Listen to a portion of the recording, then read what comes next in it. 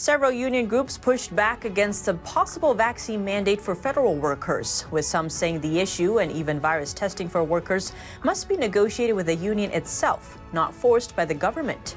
This comes as a restaurant group will require all patrons to prove they've been vaccinated against the virus. Employees will also be subject to a vaccine mandate. More data on the unintended consequences of pandemic lockdowns and remote learning.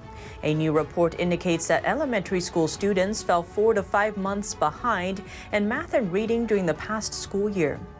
And a California city has ordered vaccinated government employees to wear stickers if they want to work without masks on. Tune in to Deep Dive as we explore these topics and more. Hello and welcome. This is Deep Dive and I'm Tiffany Meier. Lots of developments in mandates, so let's start there. President Biden is pitching new incentives to get more Americans vaccinated against COVID-19. That's after he said Tuesday, quote, "We have a pandemic because of the unvaccinated." On Thursday, Biden asked all states to start offering $100 to entice people to get the shot. This comes amid news of an internal CDC document, which says the Delta variant is as contagious as chickenpox. Also, according to the document, Delta may be just as easy for vaccinated people to spread as unvaccinated people. Hence the new guidance on masking up regardless of vaccination status. Biden also announced Thursday all federal employees must prove being vaccinated against the virus or face strict protocols, like masking and frequent COVID tests. Before Biden's announcement, the Federal Law Enforcement Officers Association blasted the idea of mandatory vaccination, saying it believes such a requirement is an infringement on civil rights. The association's president, Larry Cos-me, told the Washington Post that if Biden mandates the vaccines, there will be an avalanche of pushback. Although Biden didn't mandate the vaccine and is giving federal workers the option of masking and regular testing instead, there is likely to be pushback against that too. In a statement Wednesday, the American Postal Workers Union opposed the mandate and said issues related to vaccinations and testing for COVID-19 in the workplace must be negotiated with the union itself. The union represents over 220,000 workers. Other unions are also raising concerns. The Professional Managers Association said in a statement that the issue should be left to agency leadership. It represents thousands of IRS managers. But some are in favor, like the International Federation of Professional and Technical Engineers. And more places are requiring masks again, even for people who are fully vaccinated. Federal workers have started wearing masks in their offices, and from Saturday, Washington, D.C. will require everyone over 2 years old to wear masks indoors. The White House said on Wednesday that in high transmission areas, all employees, on-site contractors, and visitors need to wear masks inside federal buildings, regardless of vaccination status. Following that, the Department of Homeland Security announced that all of its 240,000 employees are required to wear a mask indoors and physically distance. The Defense, Energy, and Interior Departments all say they have implemented the policy. Biden in January first mandated masks in federal buildings, but the policy was relaxed in May when the CDC said fully vaccinated people did not have to wear masks indoors. Nationwide, there are over 9 million federal employees and contractors, and Washington, D.C. has the largest share. D.C. Mayor Muriel Bowser said that from Saturday, all people need to wear masks indoors. Beginning this Saturday at 5 a.m., I will issue by mayor's order the directive that people over the age of 2 must wear a mask indoors regardless of their vaccination status. According to the mayor's order, people must wear masks even when exercising in a gym or working inside an office building. While for outdoor settings like sports games, masks are encouraged but not required. A number of tech giants and major corporations are mandating vaccines for their employees. Facebook and Google announced Wednesday that U.S. employees must get vaccinated before returning to the company's offices in October. On the same day, Deadline reported Netflix is also imposing a vaccine mandate for the cast and on-site crew members of all of its U.S. productions, the first major Hollywood studio to do so. Over the coming months, Google's mandate will also extend to its 130,000 plus employees across 40 countries. All three companies say some vaccine exceptions would be made. And just 2 weeks after reopening, Twitter is closing its doors again. The tech giant said Wednesday it's shuttering its San Francisco and New York offices effective immediately amid rising virus cases. A Twitter spokesperson told the San Francisco Chronicle the company had previously required employees to show proof of vaccination before returning to the office. Other companies now requiring proof of vaccination to come back to work include Lyft, The Washington Post, Morgan Stanley, Saks Fifth Avenue, and BlackRock. The founder of Shake Shack, Danny Meier, said Thursday that with the exception of Shake Shack, its Union Square Hospitality Group will also require employees to get vaccinated.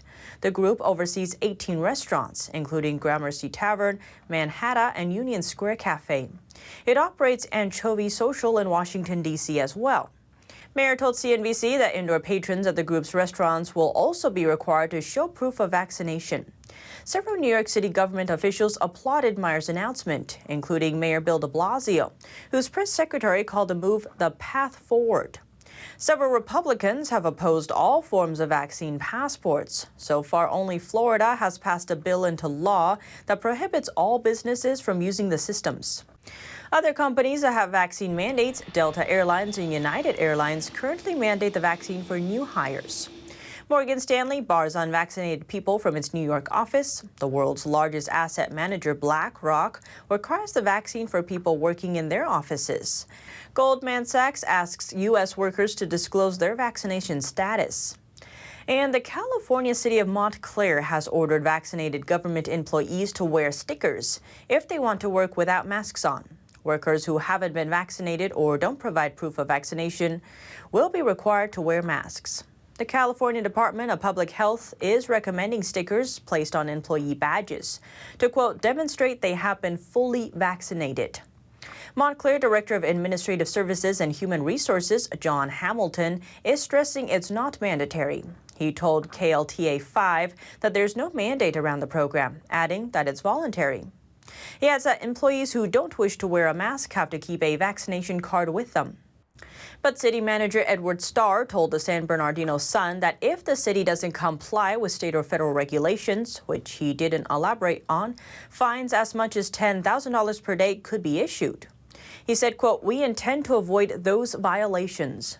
The mayor of Montclair, California, and other officials told local media that the requirement falls in line with the State Department's Public Health and Occupational Safety and Health Administration orders. And now, as the question of lockdowns hangs in the air, more data is coming out of the unintended consequences of pandemic lockdowns and remote learning. Data has shown that remote learning takes a toll on both mental and physical health. And now a new report from McKinsey & Company shows the impact on children's education. According to the report, elementary school students in the U.S. fell behind an average of 5 months in math and 4 months in reading during this past school year. The company used data from nearly every state to compare student performance in the spring of 2021 with performance before the pandemic. The report found that during the final months of this past school year, which had been moved entirely online in nearly every state, students learned almost no new math.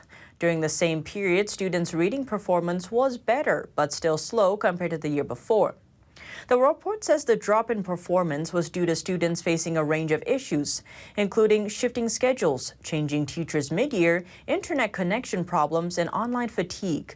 And the impact of pandemic lockdowns goes beyond academic performance. The Department of Education said in a report last month that during the pandemic, students suffered from grief, isolation, and uncertainty. This has been linked to a jump in suicides among some school-aged children.